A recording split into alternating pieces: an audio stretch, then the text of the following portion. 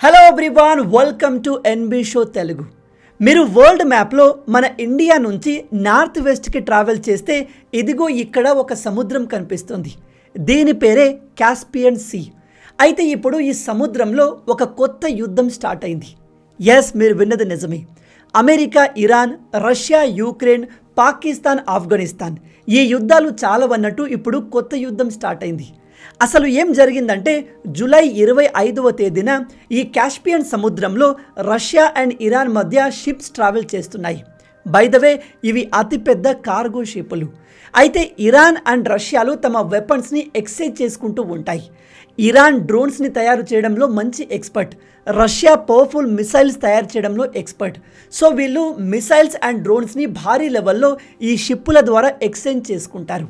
అయితే సరిగ్గా అదే సమయంలో యూక్రెయిన్ ఇరాన్ నుంచి రష్యాకు వెళ్తున్న ఒక కార్గో షిప్ పైన తమ డ్రోన్స్తో దాడి చేయడం మొదలుపెట్టింది. ఈ దాడి ఎంత పర్ఫెక్ట్గా ఉంది అంటే 2 షిప్పులు సముద్రం మధ్యలో కంప్లీట్గా డిస్ట్రాయ్ అయిపోయాయి. ఈ దాడిలో ఒక సేలర్ కూడా చనిపోయాడు. ఈ అటాక్ గురించి యూక్రెయిన్ ఏమాత్రం హెసిటేషన్ లేకుండా ప్రపంచానికి ఓపెన్గా చెప్పింది. ఎస్, మేము కాస్పియన్ సీలో ఇరాన్ నుంచి భారీ లెవెల్లో డ్రోన్స్ అండ్ ఇతర వెపన్స్ని రష్యాకు తీసుకెళ్తున్న కార్గో షిప్ పైన దాడి చేసి వాటిని డిస్ట్రాయ్ చేశాము అని చెప్పింది. ఇదంతా చూసి ట్రంప్ చాలా హ్యాపీగా ఫీల్ అవుతున్నాడు కావచ్చు. ఎందుకంటే ప్రజెంట్ అసలైన యుద్ధం అమెరికా, ఇరాన్ మధ్య జరగాలి. కానీ గత కొన్ని రోజుల నుంచి వీళ్ళు ఒకరిపై ఒకరు దాడులు చేయట్లేదు.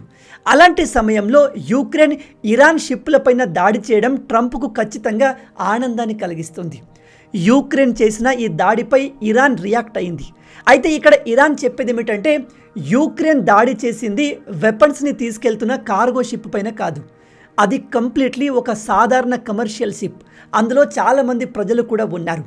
అలాంటి ఒక షిప్ పైన యూక్రెయిన్ దాడి చేయడం అస్సలు కరెక్ట్ కాదు. ఇలా చేయడం యునైటెడ్ నేషన్ చార్టర్ వైలేషన్, అంటే యునైటెడ్ నేషన్ రూల్స్ ప్రకారం నేరం. యూక్రెయిన్ ఈ అటాక్ని ఒంటరిగా చేయలేదు, ఖచ్చితంగా వీళ్లకు ఇజ్రాయెల్ హెల్ప్ చేసింది. అందుకే వీళ్ళు ఇంత పర్ఫెక్ట్గా అటాక్ చేయగలిగారు అంటూ ఇరాన్ ఇక్కడ ఇజ్రాయెల్ని అండ్ యూక్రెయిన్ని రెండింటినీ బ్లేమ్ చేసింది. దాంతోపాటు మేము ఈ విషయాన్ని మర్చిపోము, దీనికి రియాక్షన్ ఖచ్చితంగా ఉంటుంది, యూక్రెయిన్ అనుభవించక తప్పదు అంటూ ఇరాన్ ఫారెన్ మినిస్టర్ అబ్బాస్ డైరెక్ట్గా వార్నింగ్ ఇచ్చారు. నాకు ఇక్కడ షాకింగ్ అనిపించిన విషయం ఏమిటంటే యూక్రెయిన్ రష్యాతో గత 4 సంవత్సరాల నుంచి యుద్ధం చేస్తుంది. రష్యాతో కంపేర్ చేస్తే యూక్రెయిన్ చాలా చిన్న దేశం. అయినప్పటికీ ఈ దేశం స్ట్రాంగ్గా నిలబడి ఉంది. వీళ్ళు ఏమాత్రం భయపడకుండా ఇప్పుడు ఇరాన్ షిప్లపైన దాడి చేసి మేము రాబోయే కాన్సిక్వెన్స్కి, అంటే ఇరాన్తో రాబోయే యుద్ధానికి సిద్ధంగా ఉన్నామని చెప్తున్నారు. రీసెంట్గా ఒక రిపోర్టర్ ఈ విషయం గురించి యూక్రెయిన్ ప్రెసిడెంట్ జెలెన్స్కీని అడిగితే అతను ఇచ్చిన ఆన్సర్ చాలా షాకింగ్గా, డేరింగ్గా ఉంది. ఒకసారి ఆ వీడియో క్లిప్ని మీరు కూడా చూడండి. You mentioned the Iran, you mentioned the Middle East and how it takes attention. Are you worried about Iran potentially attacking you? They've threatened because of what happened with one of their vessels. Or is that not a concern?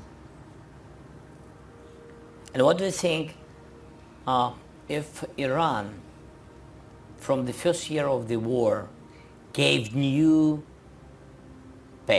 technology to Russia? It was Shahid drones. They gave thousands of these drones first year of the war. Then they gave licenses. What did they do? Did they attack us? Ukraine president జెలెన్స్కీకి ఇక్కడ reporter ఈ విధంగా అడిగారు, మీరు Iran పైన దాడి చేస్తే వాళ్ళు తిరిగి మిమ్మల్ని దాడి చేస్తారు అనే భయం మీలో లేదా అని. దానికి జెలెన్స్కీ ఏం చెప్పాడో తెలుసా? మీరు క్లియర్గా ఆలోచిస్తే already Iran and north Korea మా పైన దాడి చేసేశాయి. మీలో తెలియని వాళ్ళకి చెప్తున్నాను, రష్యాకి సపోర్ట్గా నార్త్ కొరియా తమ సైనికుల్ని పంపి యూక్రెయిన్ పైన యుద్ధం చేయించింది. అలాగే ఇరాన్ డ్రోన్స్ని, కామకాజీ డ్రోన్స్ని తయారు చేయడంలో మంచి ఎక్స్పర్ట్. రష్యాకు ఈ ఇరాన్ వేల డ్రోన్స్ని సప్లై చేసి యూక్రెయిన్తో యుద్ధం చేయడంలో చాలా హెల్ప్ చేసింది. ఈ విధంగా చూస్తే మాకు ఇరాన్ పైన ఏమీ శత్రుత్వం లేదు, నార్త్ కొరియాతో ఎటువంటి గొడవలు లేవు. అయినా కూడా ఈ 2 దేశాలు ఆల్రెడీ రష్యాకు యుద్ధంలో సపోర్ట్ చేసి మా పైన దాడి చేశాయి. కాబట్టి మేము ఇప్పుడు వీళ్ళు మా పైన మళ్ళీ దాడి చేస్తారు అనే భయంలో లేము. కానీ మేము జాగ్రత్తగా ఉంటాము. ఒకవేళ ఈ దేశాలు యుద్ధంలో ఇన్వాల్వ్ అయినా దాన్ని తట్టుకోవడానికి మేము సిద్ధంగా ఉన్నాము అని ఇతను ధైర్యంగా చెప్తున్నాడు. ఇది ధైర్యమా, తెలివి తక్కువతనమా అనేది మీరు డిసైడ్ చేయండి. ఎందుకంటే Iran, Russia and north Korea ఈ 3 దేశాలు కలిస్తే యూక్రెయిన్ అసలు ఈ దేశాలకు పోటీయే కాదు. అయినా కూడా ఇతను ఇలా మాట్లాడుతున్నాడు అంటే ఇతని వెనకాల అమెరికా సపోర్ట్ ఉందని ధైర్యమా? అలాంటి ధైర్యం ఉంటే అదంతా కూడా ఖచ్చితంగా స్టూపిడిటీ అనుకోవచ్చు. ఎందుకంటే ట్రంప్ ఎప్పుడు ఎలా ఉంటాడో అతనికే తెలియదు. ఏ సమయంలో ఎవరికి సపోర్ట్ చేస్తాడు, ఏ సమయంలో ఎవరిని వదిలేస్తాడో ట్రంప్కి తెలియదు. అలాంటి ట్రంప్ను నమ్మి ఇతను ఇంత పెద్ద రిస్క్ తీసుకోవడం ఖచ్చితంగా స్టూపిడిటీ అవుతుంది. అయితే ఈ విషయం పైన ఇరాన్ ఫారెన్ మినిస్టర్ రెస్పాండ్ అవుతూ యూక్రెయిన్ పైన మేము అటాక్ చేయాల్సిన సమయం వచ్చింది. యూక్రెయిన్ ఇజ్రాయెల్తో కలిసి మా షిప్పుల పైన దాడి చేసింది. వీళ్ళు చెబుతున్నట్టు ఈ షిప్పుల్లో ఎటువంటి వెపన్స్ లేవు. అది ఒక సాధారణ కమర్షియల్ షిప్. వీళ్ళు చేసిన ఈ దాడికి ఒక సేలర్ కూడా చనిపోయాడు. ఇక్కడ ఇజ్రాయెల్ చేస్తున్న కుట్రేమిటంటే ఎలాగైనా ప్రజెంట్ అమెరికా ఇరాన్ యుద్ధంలో యూరప్ని కూడా దింపాలి అని యూక్రెయిన్ని యూజ్ చేస్తుంది. యూక్రెయిన్ చేసే ప్రతి పని ఇజ్రాయెల్ ఆర్డర్ ద్వారా జరుగుతుంది అంటూ వీళ్ళు యూక్రెయిన్ ప్రెసిడెంట్ అయిన జెలెన్స్కీని టార్గెట్ చేశారు.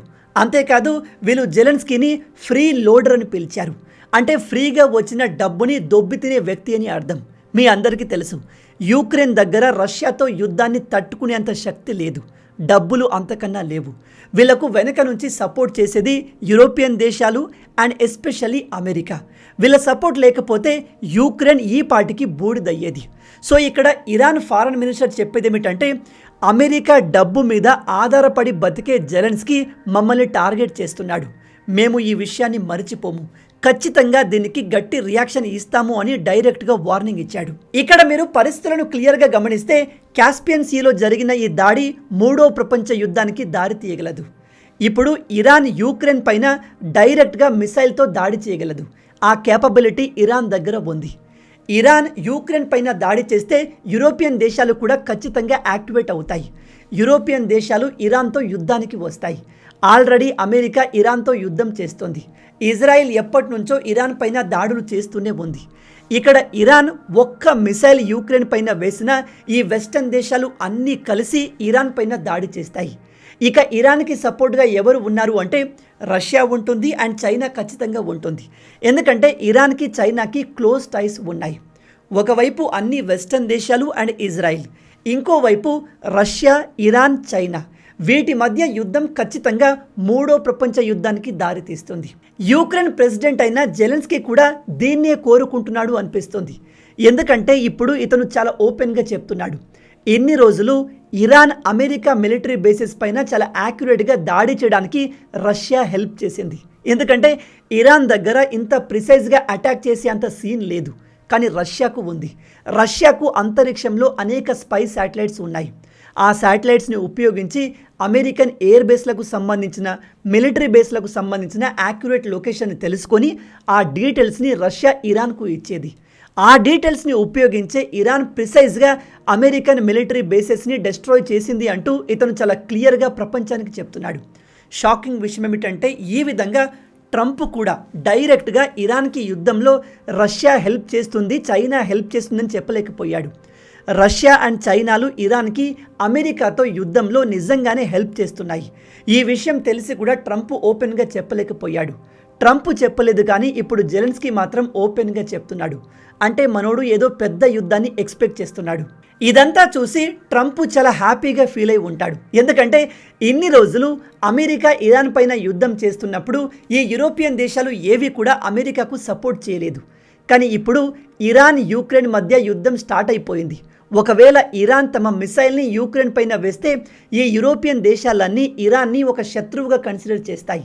అలాంటప్పుడు వాళ్ళకు ఇష్టం లేకున్నా వాళ్ళు అమెరికాతో కలిసి ఇరాన్ పైన దాడి చేయాల్సి ఉంటుంది. మరి యూక్రెయిన్ సడన్గా ఈ విధంగా ఇరాన్ షిప్ల పైన ఎందుకు దాడి చేస్తుంది అంటే యూక్రెయిన్ ఇంకా ఎక్కువ రోజులు రష్యాతో పోటీ పడలేదు. ఇప్పటికైతే వీళ్ళు మేనేజ్ చేస్తున్నారు, కానీ రష్యాతో కంపేర్ చేస్తే యూక్రెయిన్ చాలా చిన్న దేశం. ఇంకా కొన్ని సంవత్సరాల తర్వాత ఖచ్చితంగా యూక్రెయిన్ ఎకనామికల్లీ వీక్ అవుతుంది.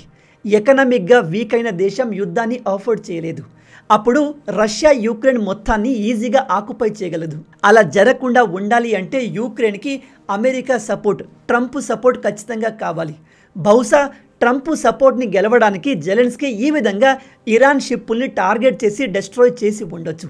లేదా యూరోపియన్ దేశాల్ని ఇరాన్తో యుద్ధంలోకి లాగడానికి ట్రంప్ అండ్ ఇజ్రాయెల్ కలిసి వేసిన ప్లాన్ కూడా ఇది కావచ్చు. ఎందుకంటే ఇజ్రాయెల్ గోల్ ఒకటే, ఇరాన్ని పూర్తిగా నాశనం చేయడం. అందుకే అమెరికా ఇరాన్ మధ్య పీస్ డీల్ జరుగుతుంటే దాన్ని ఆపడానికి ఇజ్రాయెల్ అనేక ప్రయత్నాలు చేసింది. చివరికి ఇప్పుడు సక్సెస్ కూడా అయింది. ఇక్కడ ఇజ్రాయెల్ ప్లాన్ ఏమిటంటే అమెరికా తమ నేవీ ద్వారా ఇండియన్ ఓషియన్ నుంచి ఇరాన్ పైన దాడులు చేయాలి.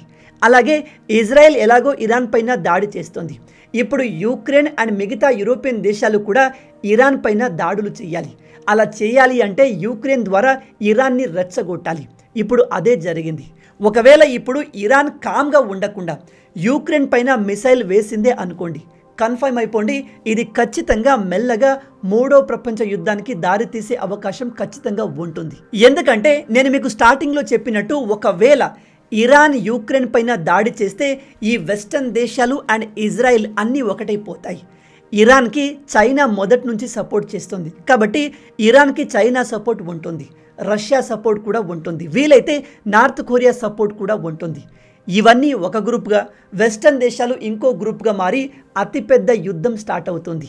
అన్ని దేశాలు ఇంక్లూడ్ అయినప్పుడు ఆ యుద్ధం ఖచ్చితంగా వరల్డ్ వార్గా మారుతుంది. ఇక దీని ఎఫెక్ట్ మన ఇండియా పైన ఎలా ఉంటుంది అంటే ఖచ్చితంగా బ్యాడ్ ఇంపాక్ట్ ఉంటుంది. ఆల్రెడీ మన దేశంలో పరిస్థితులు వరస్ట్గా ఉన్నాయి. ఈ యాంటీ ఇండియా ఎలిమెంట్ గాళ్ళు ఇండియాను పూర్తిగా డిస్టర్బ్ చేసే ప్రయత్నాలు చేస్తున్నారు. దాంతోపాటు రీసెంట్గా అస్సాంలో భారీగా వరదలు వచ్చాయి. వందల వేల కోట్ల ఆస్తి నష్టం జరిగింది. దాదాపు 60 నుంచి 70 మంది ప్రాణాలు కోల్పోయారు. అస్సాంకి హెల్ప్ చేయడానికి సెంట్రల్ గవర్నమెంట్ ఒక అతిపెద్ద ప్యాకేజ్ని ప్రకటించబోతోంది. ఇలాంటి టైంలో ఇంకో పెద్ద యుద్ధం స్టార్ట్ అయితే అది మన దేశ ఎకానమీకి, హోల్ ప్రపంచ ఎకానమీకి అస్సలు మంచిది కాదు. మన అభివృద్ధి చాలా మట్టుకు స్లో అయిపోతుంది అండ్ క్రూడ్ ఆయిల్ స్కేర్సిటీ పెరుగుతుంది. కొన్ని రిపోర్ట్స్ ప్రకారం క్రూడ్ ఆయిల్ ప్రైస్ పెరగడం కారణంగా మన ఇండియా $100 బిలియన్ అడిషనల్గా ఖర్చు చేయాల్సి వస్తుంది. అండ్ ఈ యుద్ధం స్టార్ట్ అయితే ఈ ఖర్చు మరింత పెరుగుతుంది. $100 బిలియన్ అంటే అది మన దేశ డిఫెన్స్ బడ్జెట్ కంటే కూడా ఎక్కువ. అంత డబ్బుని మనం వేరే దేశాల్లో యుద్ధం స్టార్ట్ అవడం కారణంగా అడిషనల్గా ఖర్చు చేయాల్సి వస్తుంది. ఇది మన దేశ ఎకనామిక్ గ్రోత్ని భారీగా ఇంపాక్ట్ చేస్తుంది. ఇప్పటి వరకైతే ఇరాన్ యుక్రెయిన్ పైన తిరిగి దాడి చేయలేదు, కానీ ఖచ్చితంగా చేస్తాము అని చెప్పింది. మీ అందరికీ తెలుసు, ఇరాన్ అమెరికాకే లొంగలేదు అంటే యుక్రెయిన్కి ఏం లొంగుతుంది? కానీ ఇరాన్ రిటాలియేషన్ మొదలు పెడితే ఇది ఖచ్చితంగా వరల్డ్ వార్కి దారితీస్తుంది. ఈ టాపిక్ పైన ఇంకా ఫర్దర్గా ఏదైనా అప్డేట్ వస్తే మనం నెక్స్ట్ వీడియోలో డిస్కస్ చేద్దాం. అయితే ఈ హోల్ టాపిక్ గురించి మీరేమనుకుంటున్నారు? యుక్రెయిన్ ఇరాన్ షిప్ల పైన ఎందుకు దాడి చేసింది? ఇదంతా అమెరికా అండ్ ఇజ్రాయెల్ కలిసి ఆడుతున్న డ్రామానా? జియో పొలిటికల్ ఎక్స్పర్ట్ చెప్తున్నట్టుగా ఇది మూడో ప్రపంచ యుద్ధాన్ని స్టార్ట్ చేసే అవకాశం ఉందా? మీ ఆలోచనల్ని కింద కామెంట్లో తప్పకుండా చెప్పండి. మొత్తంగా ఇవే ఈ వీడియోకి సంబంధించిన పూర్తి విషయాలు. ఈ వీడియో మీకు నచ్చింది అనుకుంటున్నాను. ఇలాంటి అమేజింగ్ వీడియోస్ని మీ వరకు తీసుకురావడానికి నేను నా టీం ఎంతగానో కష్టపడతాం. కాబట్టి వీడియో నచ్చితే ఛానల్ని సబ్స్క్రైబ్ చేసుకోండి. ఇది మీకు కంప్లీట్లీ ఫ్రీ, కానీ మీరు చేసే ప్రతి ఒక్క లైక్ అండ్ సబ్స్క్రిప్షన్ మాకు మరిన్ని వీడియోస్ చేయడానికి ఒక మోటివేషన్లా ఉంటుంది. రాబోయే వీడియోలో ఇంకో ఇంట్రెస్టింగ్ టాపిక్తో మళ్ళీ కలుద్దాం. అండ్ జై హింద్, జై భారత్, భారత్ మాతాకి జై.